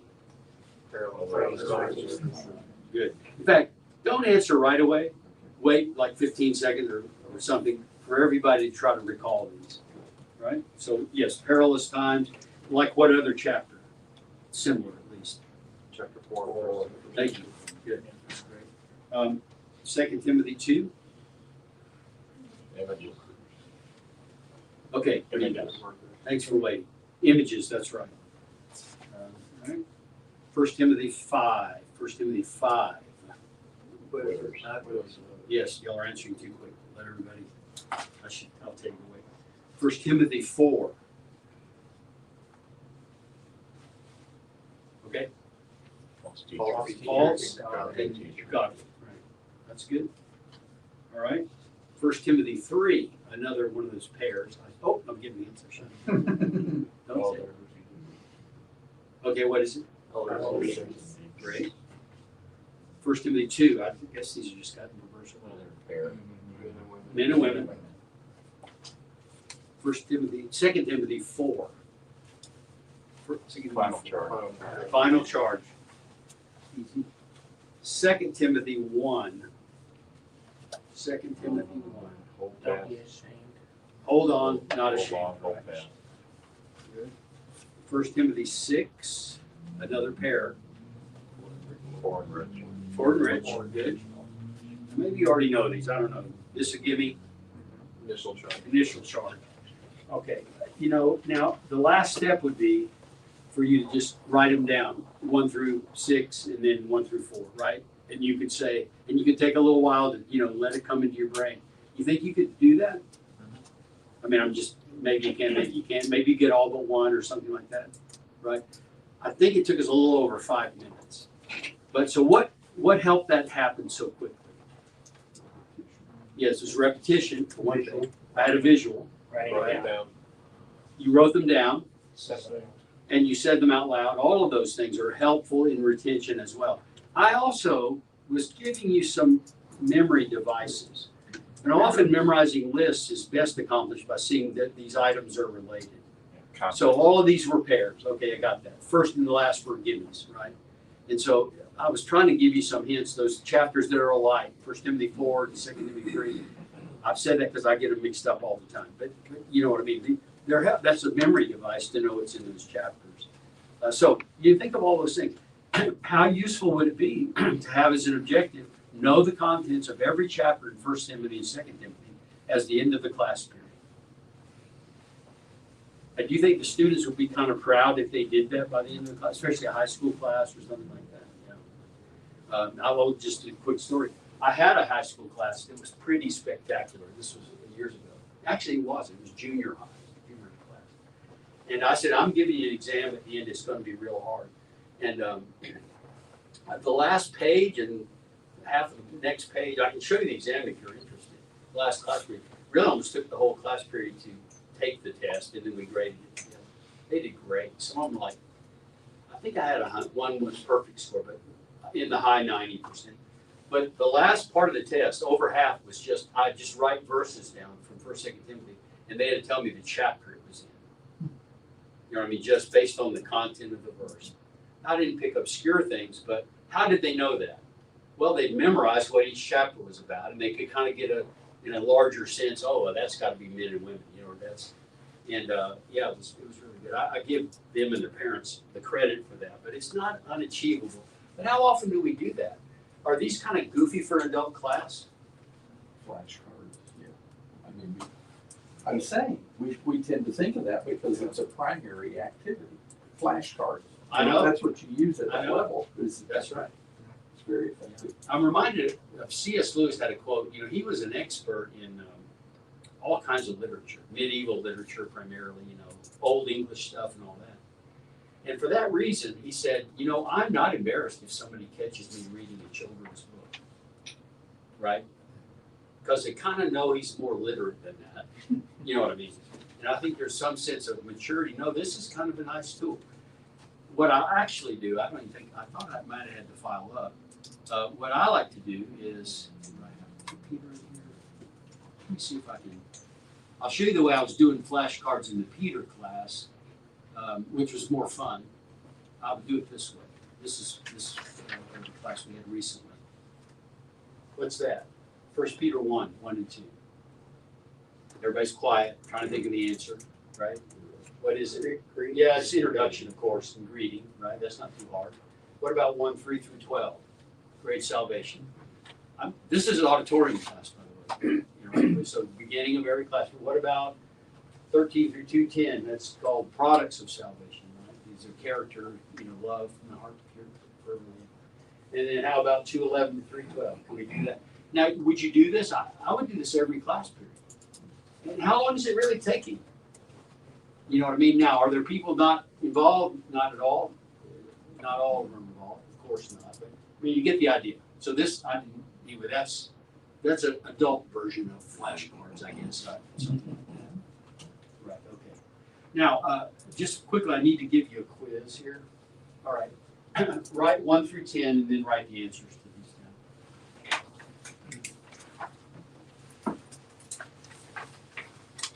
This is kind of helping us prepare for the projects that you'll do tomorrow.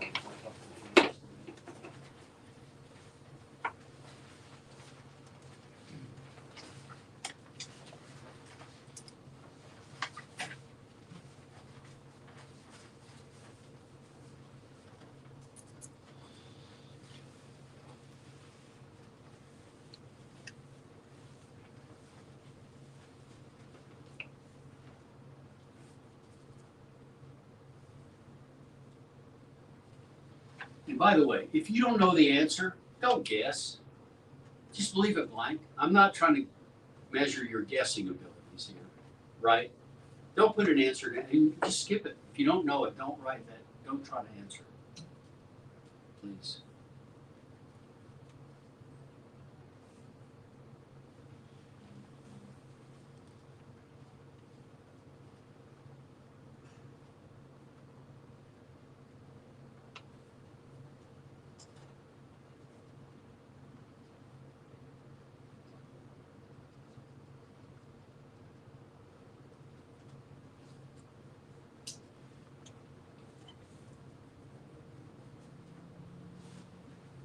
All right, let's do it.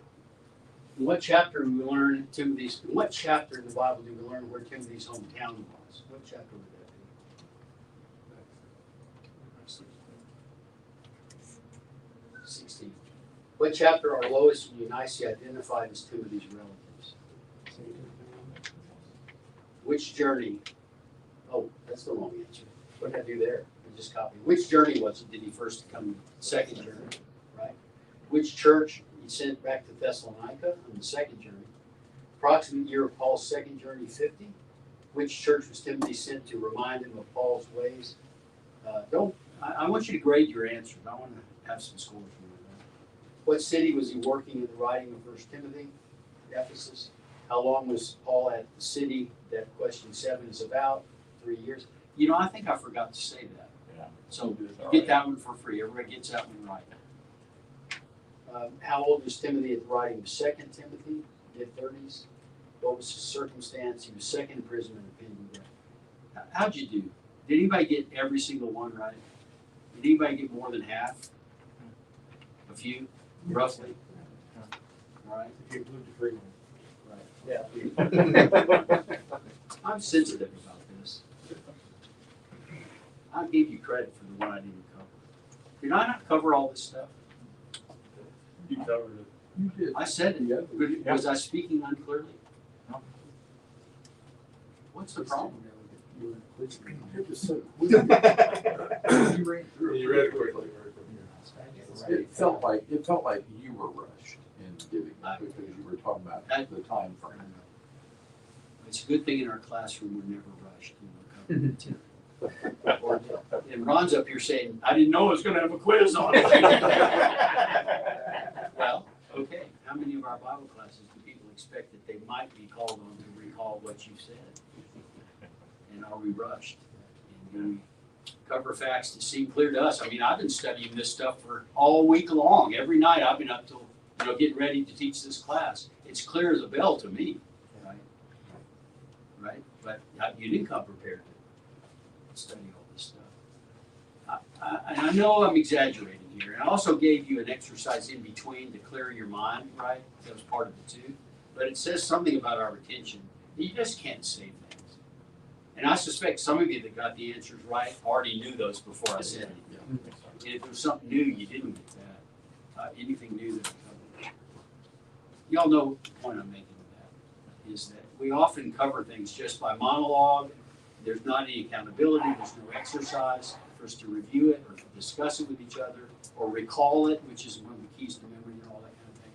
So this was just to make a point. I'm sorry, it's kind of crudely made, but I'm afraid this characterizes a lot of our Bible classes that way. That's a simpler quiz. I was going to maybe refresh your mind with that. I just want to show you one other thing. let me go to chart number, I believe it's 74. I can do that. Yeah, I started doing a workshop and I could not be there the first class period. And so what we've done, we've identified the chapters. I wonder if there's some things you could do in an adult class, even auditorium, that would give them an overview of the book without a monologue like I just gave, right? What could you do? So I thought I'll give this a try. In the workshop, I had maybe 12, 13 guys, and I couldn't be there the first class period. And so I told Bill Christian, some of you may know who that is, I said, Bill, I want you to substitute, but I don't want you to teach them anything. All I want you to do is hand out this form right here. And what I want them to do is, here are the divisions of the book. I want them to work the whole class period, manage your time, in groups of 2 or 3, and I want them to come up with 5-word or less titles for each of these sections. Now, what does that require them to do? Read. What else? Right. They got to write. Good. Talk. You got to talk to each other. I agree. You got to agree. Have to assimilate. That's right. You're doing some synthesis. Okay. There are a lot of different things in these verses. What ties them together? They're repeated words. And I also had side assignment. You finish all that, start writing down themes, start writing down repeated words and other things you detect in the text. But Bill, don't teach anything. You give them the forms and tell them what they're supposed to do, and you can go to the bathroom or whatever you want to do, right? Just do that. And this is what they came up with, right? And, you know, these are the titles that they gave, and you see a lot of sameness in here. And so out of that, you know, we came up with, okay, for the class that you and I and all of us are going to teach, here are the titles that we'll go with, which synthesizes all the different group answers, right? That was good. And then here's 2 Timothy. So we came up with that. They're not all the same as what I have on the flashcards, but you get the idea. Can adults do this? And you know, why would you put them in groups of 2 or 3? What advantage? Well, talking, that's a great point, yeah. Well, what else? You gotta agree. What's that? Everybody participates. Almost everybody. And there may be some that they don't have quite the academic tools, you know what I mean, or the patience, or they don't understand the King James Version that they've had their whole life, you know, whatever. Well, it puts them in an environment where there are others who would help with that. And whereas in a big class, who's helping this person? You know, and Knucklehead Marty's up there saying words, I don't even understand those words he's using, you know what I mean? But now I have a smaller setting. And anyway, so this was our schedule of the workshop we were going to do. We did a theme exercise where we kind of came up with themes, and we synthesized all the ideas that the groups came up with to these 4 themes, you know, that became kind of like the orienting heart of our lessons. So each lesson would say, you know, this lesson, what we really see in here is this chapter is a lot about controversy and conflict and suffering and enemies, right, who've done me much harm, right, who've swerved, you know, from the faith, and destroying the faith or something, you know what I mean? And this, you'll see, so we kind of came up with these themes, synthesizing what the groups had come up with. You kind of get the idea. So in addition to titling the chapters, and they can do this on their own, I'm just telling you, how valuable is this? It's a Bible study skill, too, that they're maybe going out with that they might not have had before, right? Okay, so that would never work in an auditorium class, right? So I got a picture here. I thought it might need to have a video evidence or something here. That's that one. No. Sorry.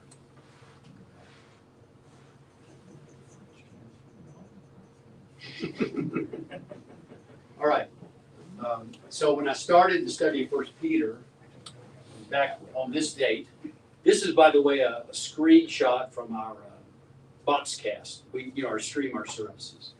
So I had no photographic evidence that I did this, so I thought I'd go to the video, see if I could prove that what I was trying to say. So I had to be out of town, of course. So I called it Lesson 0, and I called it a self-service overview of 1 Peter, right? So I thought, I wonder if I could do this in an auditorium class. And by the way, imagine this. Our auditorium is nearly full, 400, you've been there, in the worship. Okay, suck out all the kids from high school down. They go to class. Suck out 4 more adult classes, Spanish speaking and 3 others. And what's left? Well, doesn't fill up the auditorium, right? It's just pretty sparse. You'll see that in just a minute. So that's who's left in there. I hate to say this, but I'll say it softly. where do you think the serious Bible students go? They go in the other smaller classes, right? Because a lot of those are very in-depth and challenging. But nope, the rest stayed in auditorium. So poor Brigham here, I said, Brigham, you're my substitute. But don't worry, you don't have to teach anything. I want them to figure this out. So I said, here's what we're going to do. Get in groups, right? Pick a team name and pick a leader of that. Read each section of 1 Peter. You got the whole class period to do it. Summarize the commands. Come up with the best verse that summarizes that section, which means you have to read every verse as a candidate, and you also have to read the whole section to know what it's about. So there's a synthesis involved.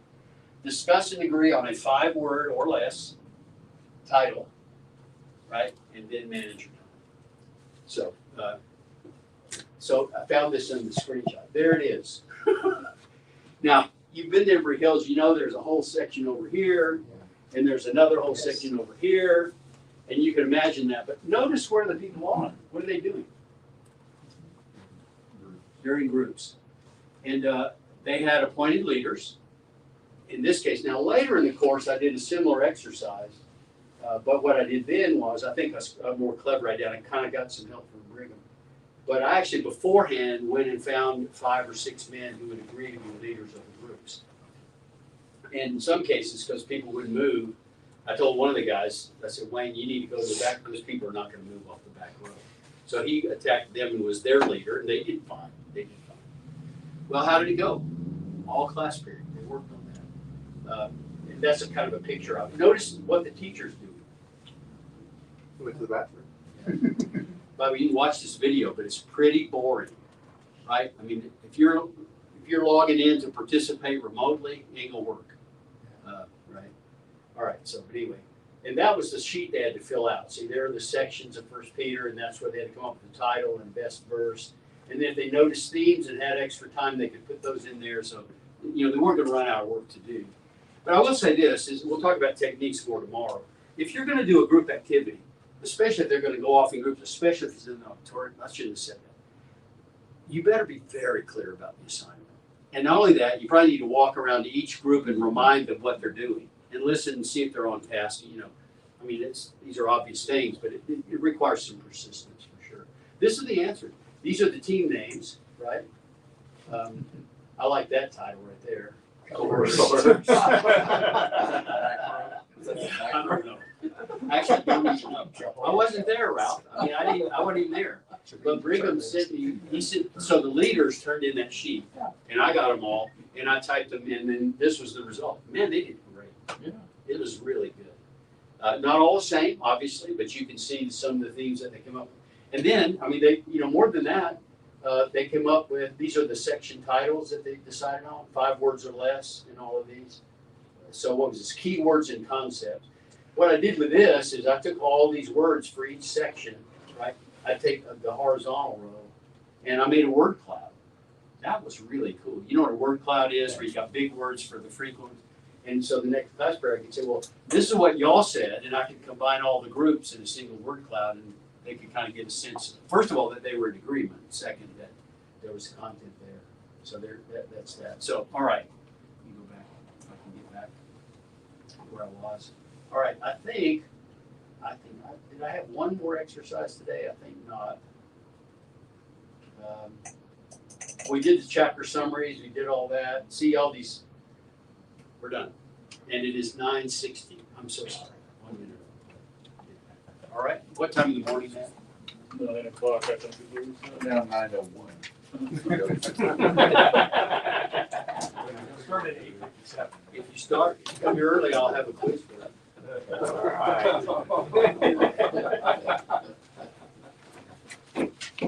Very good, thank you. Great.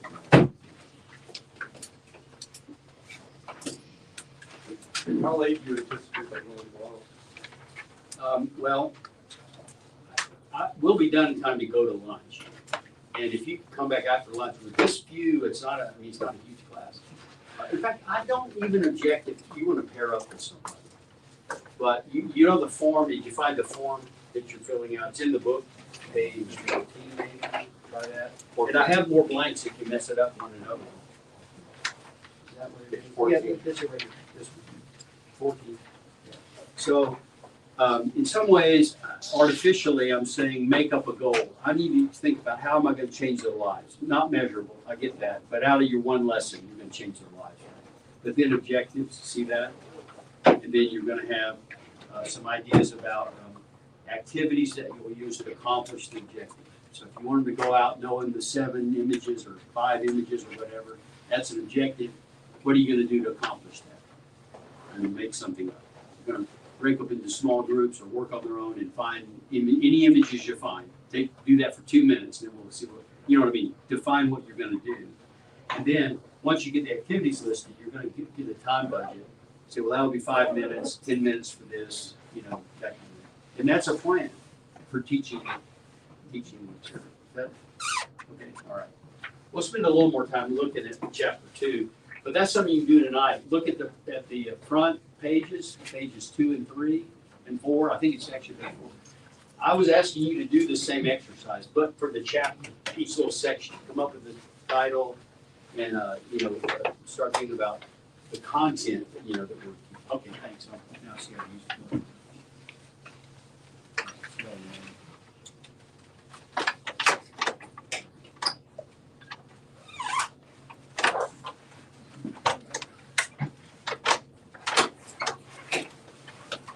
We will. Everybody's quiet. Let's have a prayer. No objection, I'll leave. Father, we stand before you this evening as unworthy servants, doing our best to please you, to understand how to use your word to change the lives of others. We're thankful for this fellowship of men who are working on this challenge this weekend. We're thankful for the example of Jesus as the master teacher. Help us to know more of his character, adopt his techniques and his measure of faith and conviction that was transferred into his message. Help us to live that way. Help us to qualify ourselves with our deep faith and our knowledge of your word, a consistent life that's an example to those whom we wish to teach, an attitude of patience, kindness,